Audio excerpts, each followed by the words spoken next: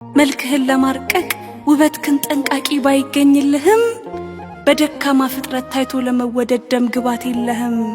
በዝምታህ መስበክ በቁስሎችህ ማከም መለየት ከዙፋን ውርደት ለመሸከም የተናቁ ናቁህ ጽኑ ግርፋትህ አጥንት አሰብሮ ደም እያስተለለህ